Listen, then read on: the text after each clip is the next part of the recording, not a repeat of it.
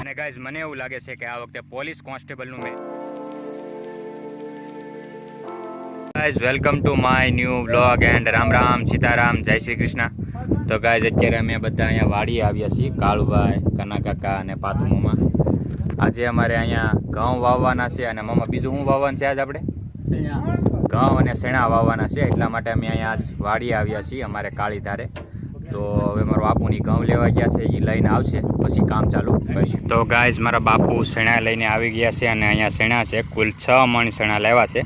એક મણ ચણા અરાઉન્ડ 2 વીઘામાં થાય, એટલે કુલ 12 વીઘાની અંદર ચણા વાવવાના છે. અને કાળભાઈ અત્યારે અહીંયા ચણા નાના ટ્રેક્ટરથી વાવે છે અને પાછળ પાતુમામા છે એ બળદથી રાપ ચલાવે છે. આ ખેતરની અંદર અમે પહેલાં સિંગ કરેલી હતી. સિંગ અમે વરસાદ જે હમણાં માવઠું થયું હોય, માવઠું પહેલાં અમે સિંગ લઈ લીધી હતી અને અત્યારે કમ્પ્લીટલી ખેતર ચોખ્ખું કરી નાખ્યું છે. અને અહીંયા ચણા વાવવાના છે અને આ બાજુ ડુંગળી અથવા ઘઉં વાવવાના છે. અને છેલ્લે કદાચ ઘઉં વાવશું કે આ બાજુ ડુંગળી વાવશું. હવે જોઈએ આગળ કઈ રીતે અમારા બાપુની વાવે છે એ. અને ગાઈઝ આ વર્ષે ખેડૂતોને ખાસ બહુ નુકસાન થયું છે. ગાઈઝ અમારા નસીબ સારા હતા, એટલે સિંગ તો અમે માવઠા પહેલાં લઈ લીધી હતી, પણ અમારે કપાસની અંદર બહુ બધું નુકસાન થયું છે. અને પાતુમામા અત્યારે બળદ ચલાવે છે અને અત્યારે પાણી પીવા માટે આવ્યા છે. કેમ છે પાતુ મામા? થાકી ગયા કે? થાકી ગયા કે? બરાબર ઓકે મામા. ગાઈસ પાતુ મામાને થોડીક વાર આરામ આપ્યો છે અને અત્યારે હું બળદ ચલાવી રહ્યો છું. કાળુભાઈ આગળ વાવે છે અને અત્યારે ગાઈસ બળદ ચલાવવાનો મોકો મને મળ્યો છે. મોકો તો ન કહેવાય, પણ આમ ગાઈસ બળદ ચલાવવાનું કામ મારી માથે અત્યારે આવ્યું છે. આ ધીમા હાલે એટલે મારે થોડુંક આકલો કરવો પડે.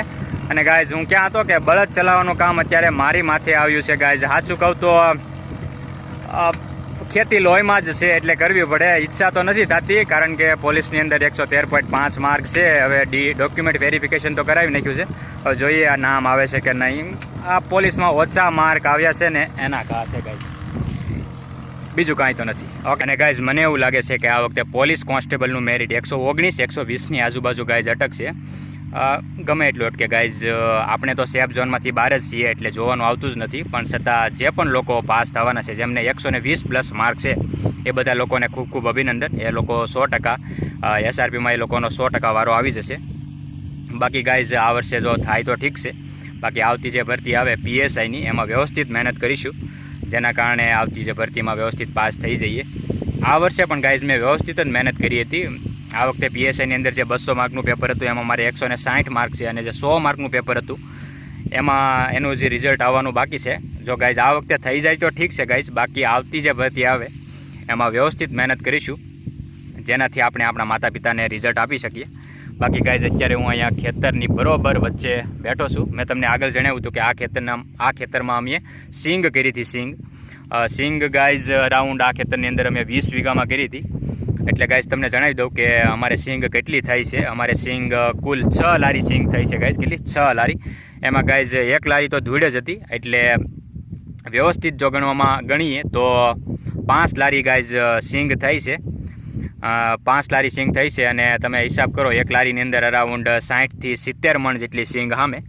એટલે તમે તમારી રીતે હિસાબ કરી લો કે અમારે કેટલી સિંગ થઈ છે. સિંગ વેચવાની હજી બાકી છે ગાઈઝ, ઘરે પડી છે, વેચીશું તારે હું તમને વિડીયોમાં આગળ બતાવીશ. ગાઈઝ અત્યારે સમય થયો છે 2 વાગ્યા છે. અને ગાઈઝ હું તમને જણાવી દઉં કે અમે 11 વાગ્યા વાવવાનું ચાલુ કર્યું હતું. અહીંયાથી ચાલુ કર્યું હતું તે ઠેઠ અહીંયા સુધી. અત્યારે 2 વાગ્યા હતા ત્યાં સુધીમાં અહીંયા સુધી અમે વાવી દીધું છે. કાળુભાઈને અત્યારે પાતુમામા વાવે છે, એટલે અહીંયાથી તે અહીંયા સુધીનું કામ પૂરું થઈ ગયું છે. અને ગાઈઝ હું તમને જણાવી દઉં કે અમારે ક્યાં સુધી વાવવાનું છે. હવે અહીંયાથી લઈને આ થાંભલો નહીં ત્યાં સુધી પણ નહીં, અહીંયા છે ત્યાં આ થાંભલો છે ત્યાં સુધી પણ નહીં. આ જે ઘર દેખાય તમને, આ ઘર ત્યાં સુધી અમારે શેણા વાવવાના છે. એટલે અહીંયાથી તે એટલું હવે બાકી છે, ને અહીંયાથી તે એટલું અમે 11થી તે 2 વાગ્યા સુધીમાં વાવી દીધું છે ગાઈઝ.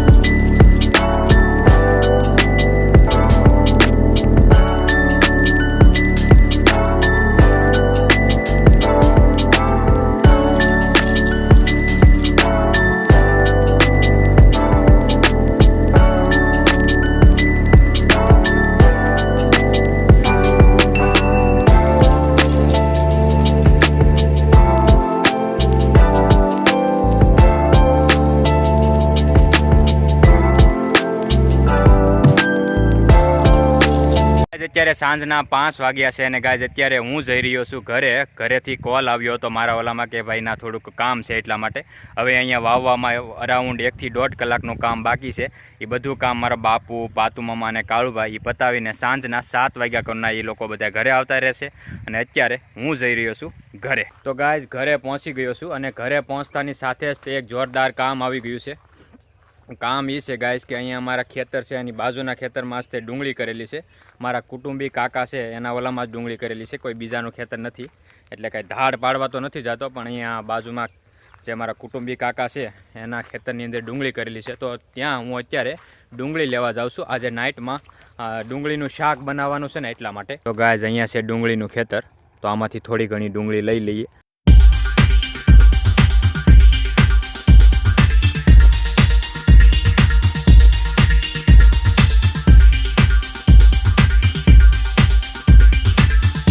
તો ગાઈસ ડુંગળી લઈને ઘરે પહોંચી ગયો છું. માં ડુંગળી ક્યાં મૂકું?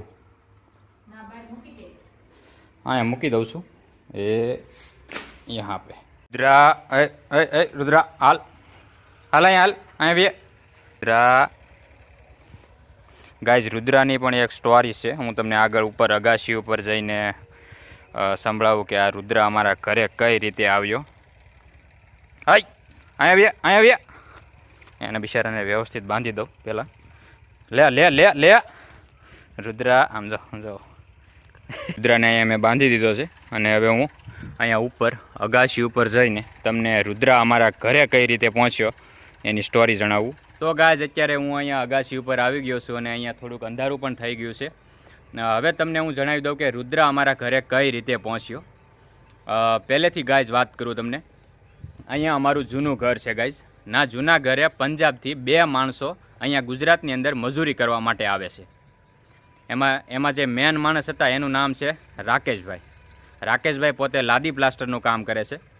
ભવિષ્યમાં તમને આગળના વ્લોગમાં હું મળાવીશ. અત્યારે આ રુદ્રાની સ્ટોરી તમને સંભળાવું પહેલાં. રાકેશભાઈ પોતે લાદી પ્લાસ્ટરનું કામ કરે છે. એટલે રાકેશભાઈને ગલુડિયાનો બહુ શોખ, એટલે એમણે નાનું એવું એક ગલુડિયું પાડ્યું.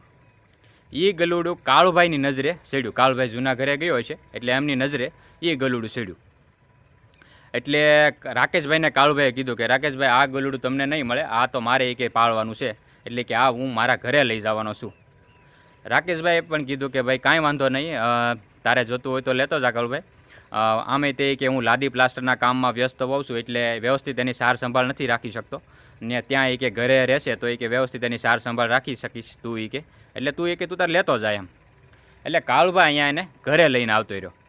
રાકેશભાઈ હવે ગાઈઝ નામ ખાસ નામમાં ટૂંકમાં થોડીક દાંત આવે એવું છે. રાકેશભાઈએ એનું નામ રાખેલું હતું રોમિયો. કેવું ગાઈઝ નામ? રોમિયો.